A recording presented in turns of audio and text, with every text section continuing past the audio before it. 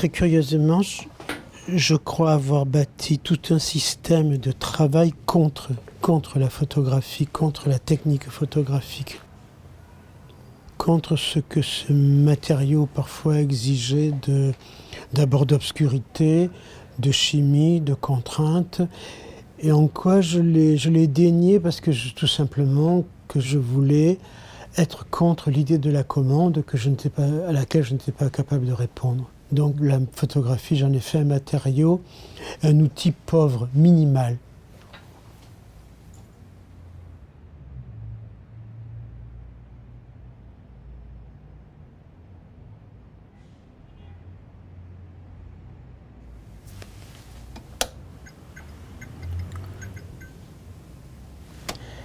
Ça, c'est un négatif 9-12, 4/5. C'est un négatif qui est fait à la chambre photographique. Ce que j'aime, c'est sa matérialité, c'est son bruit. C'est un objet fragile, précieux, qui est fait à base de nitrate d'argent. Et donc, d'ores et déjà, on voit l'image qui s'inscrit dans son contraste et qui est inversé, évidemment. Mais c'est un objet pour lequel j'ai d'infinies précautions et d'attachement.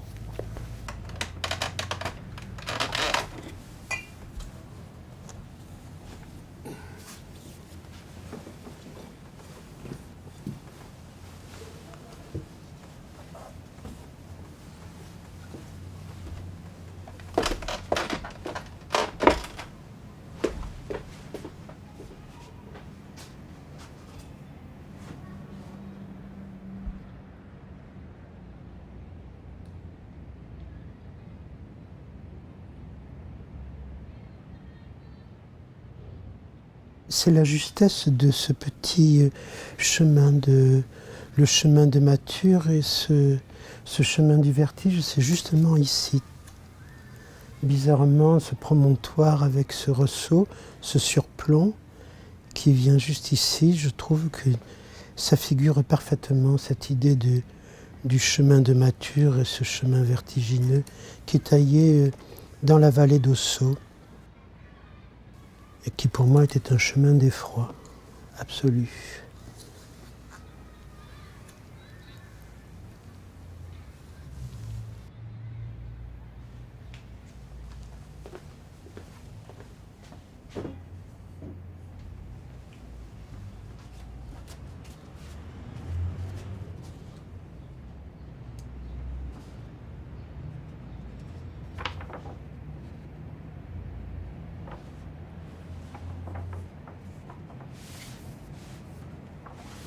Ce sont des visions que j'essaie de faire advenir. Alors des visions qui sont des visions pointues, fendues, agressives, noires, obscures, éclairées. Mais ce sont des visions puisque ces paysages n'existent pas. Je pense que ces paysages ne sont pas beaux. Ces paysages sont des paysages qui disent des fractures, des enfoncements, des émergences qui sont des abîmes, des fentes qui se creusent, des bouillonnements en bas, très loin en bas, qui sont des gorges, des anfractuosités. Est-ce que tout ça est beau? J'en suis pas certain.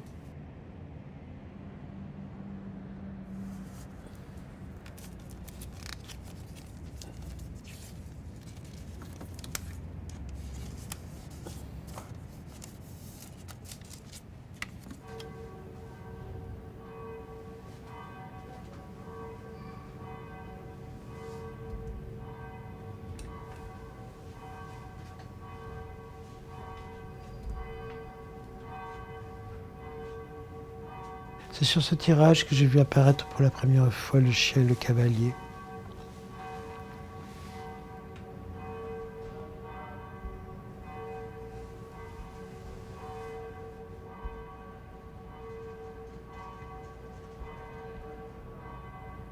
C'était comme ça en réalité.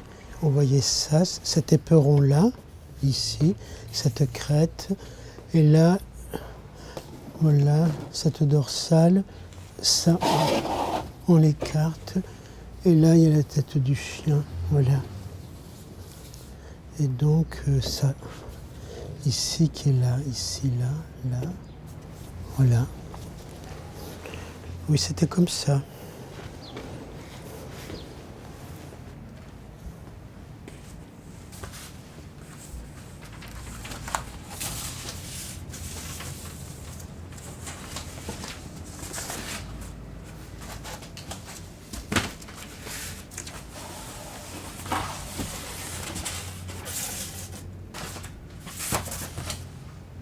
La montagne, il fallait l'alléger ou la transformer. Il fallait en faire une construction de la montagne. Elle réunissait la montagne à la fois des creusements, des cavités, des possibilités d'ascension, des possibilités de suspension, mais il fallait la réhabiter, la reconstruire, voilà.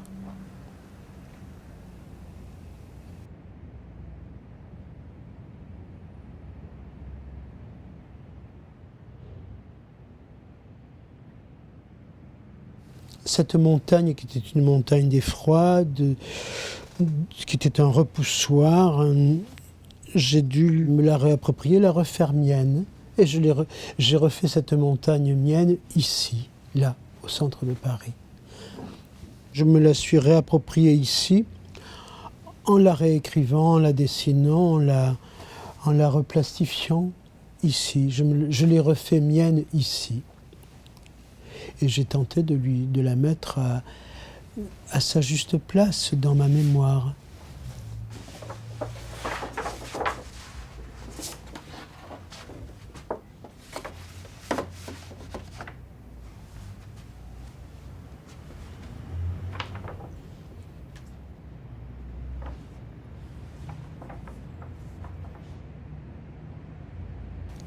Ce sont des exercices de reconstruction plutôt que des paysages.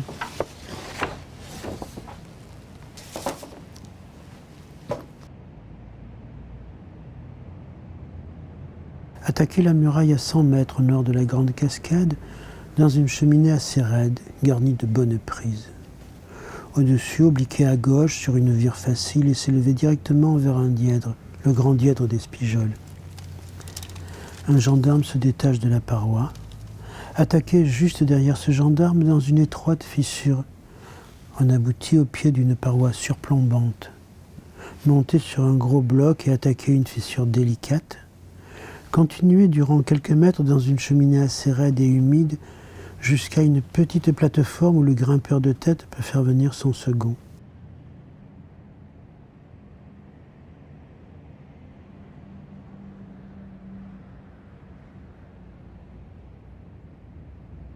La lumière, je la pense très générale la journée, puisque je la reçois sans la trier et sans la fractionner. Et la nuit, donc, ce sont des petits points d'appui lumineux. J'ai souvent travaillé la nuit et de fait, il a fallu que cette nuit, je l'éclaire. Donc c'est une lumière de pure nécessité. La journée, la lumière c'est une lumière du nord.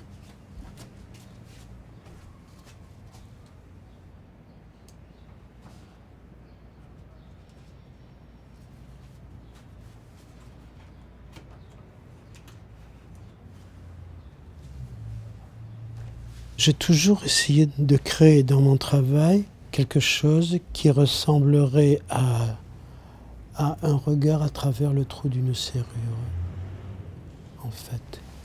J'ai toujours l'impression que, oui, ou si voilà, ce geste que l'on fait quand on était petit, on regardait toujours en cernant avec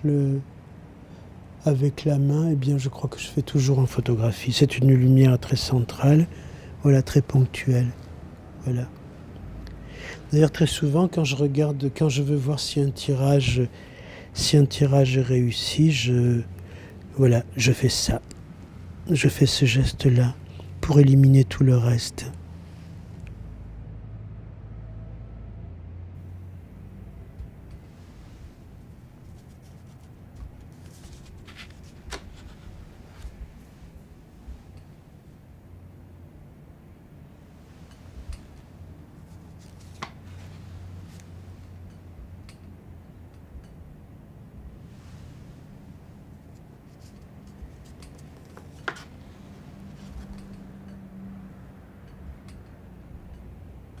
Je dis une chose, je dis estampe. Je ne dis pas le mot photo, je ne dis pas le mot tableau. En plus, estampe, je vois un processus d'estampage, de tamponnage, d'effacement. Il y a du liquide, il y a du jus, il y a... Oui, je dis estampe, oui. Cette tentative d'effacement, d'abord, c'est pour effacer la photo. Ça, c'est quelque chose qui est primordial chez moi, c'est d'effacer l'effet photographique. Oui. C'est toujours cette tentative d'effacement de ce que la photographie nous donne de trop visible, de trop réel.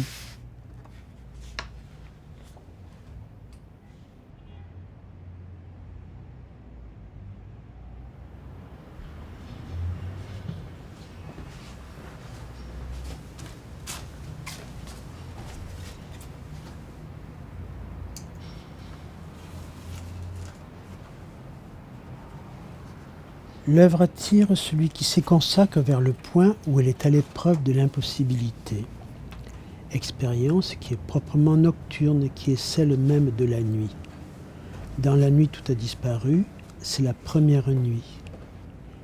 Mais quand tout a disparu dans la nuit, tout a disparu apparaît. C'est l'autre nuit. La nuit est apparition du tout a disparu. Elle est ce qui est pressenti quand les rêves remplacent le sommeil, quand les morts passent au fond de la nuit, quand le fond de la nuit apparaît en ceux qui ont disparu. Les apparitions, les fantômes et les rêves sont une allusion à cette nuit vide. Voilà les deux éléments qui éclairent, qui expliquent l'économie de mon travail. Le carnet, le petit carnet que l'on porte en permanence sur soi, dans cette circulation dans la ville et dans la journée qui nous sépare de l'atelier, et ce moment de la nuit que l'on éclaire.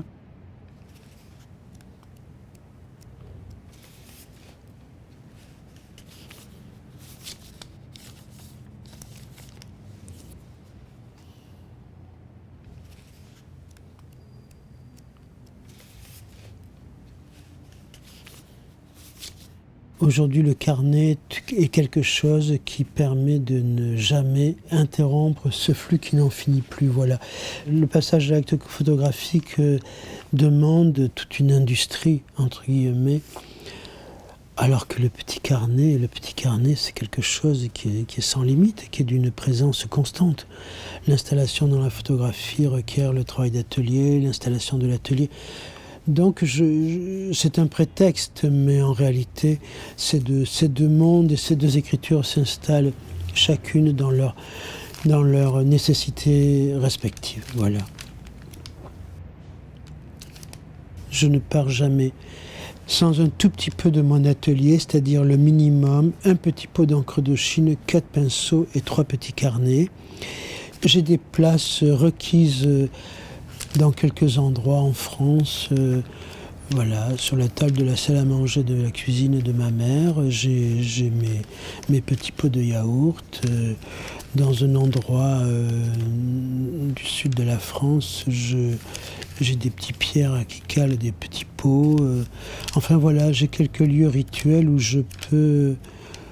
j'adore, où j'aime beaucoup satisfaire ce besoin qui est insatiable.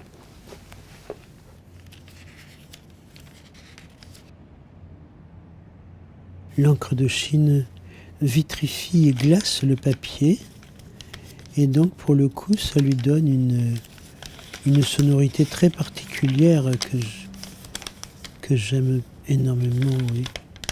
Il y a le papier se glace, brille, c'est toute la qualité de l'encre de Chine.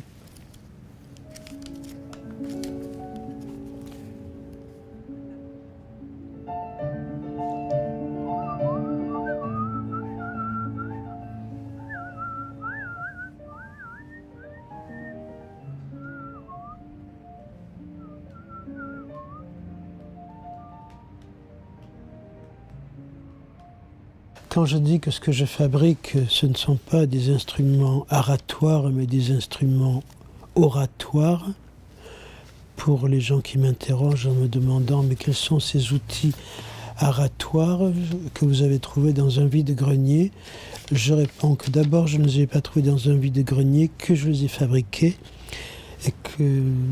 et qu'en conclusion ce ne sont pas des instruments aratoires mais des instruments oratoires pour vous faire parler, vous.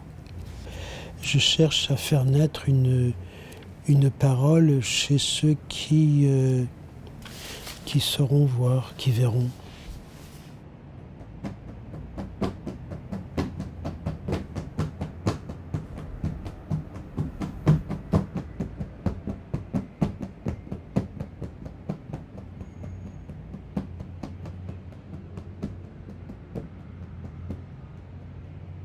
Lorsque l'objet se construit et que le papier vient réduire toutes les aspérités, tous les angles du carton assemblé se relient, sont assemblés, et là il y a une vraie douceur de l'objet. Et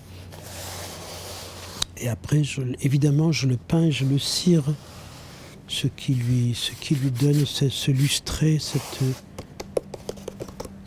cette sonorité, cette douceur, oui. Oui, tout ça, effectivement, oui, c'est un travail, il y a une vraie sensualité, oui, c'est quelque chose qui requiert beaucoup de caresses et d'attention.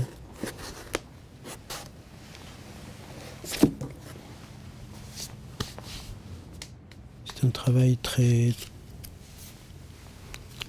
sensuel, tout simplement, oui. Oui, il y a une vraie jouissance à caresser ces formes arrondies. Lorsqu'un objet vient en forme, peu à peu, cette matière qui arrondit les arêtes et c'est quelque chose d'une immense douceur, oui, tout à fait.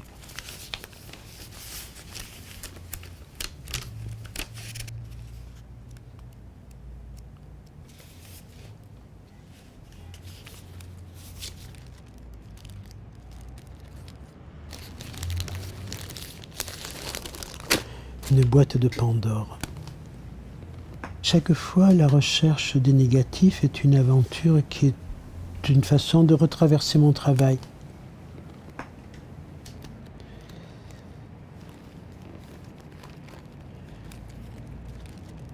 Je n'ai pas de planche contact, ce qui fait que mes négatifs, je dois les identifier avec des dessins, avec des mots. Cascade de Dieu, Vigne mâle, Ordalie, Tunnel, Babel, le chien noir sous son drap, le chien noir volant, séquence vache.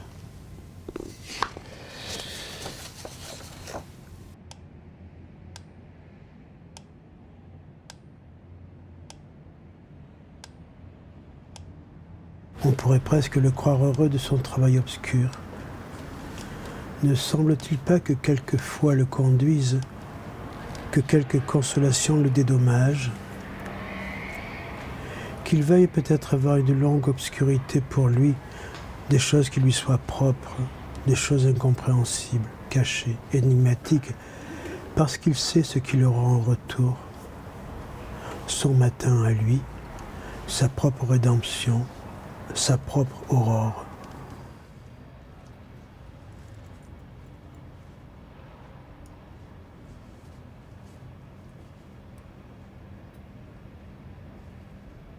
Sur la question de l'écriture, j'ai quelque chose qui me paraît assez éclairant sur ce que j'essaie de mettre en place désormais. Il s'agit de l'exposition d'Arles, où dans un espace très important, je devais installer beaucoup d'œuvres et j'ai dû trouver une réponse car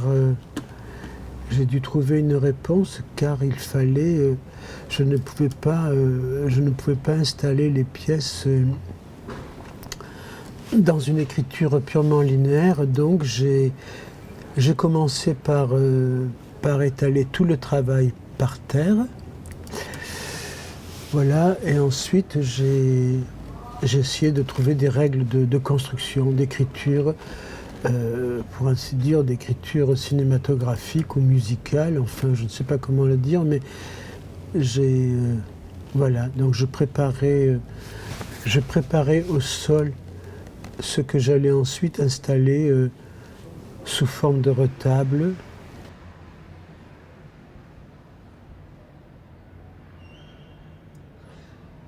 Le mot série, le mot sériel ne me satisfait pas du tout. Par contre, le retable, ça me plaît. Je trouve que le retable donne le sens que secrètement j'espère donner à mon travail, c'est-à-dire effectivement peut-être quelque chose qui monte, qui s'envole un peu, qui... oui. Oui.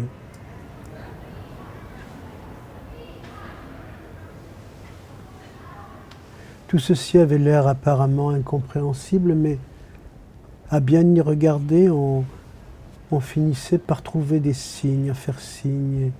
Et je pense que les spectateurs s'en accommodaient très bien.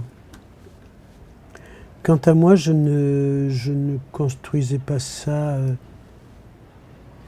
avec l'idée d'un récit personnel, non.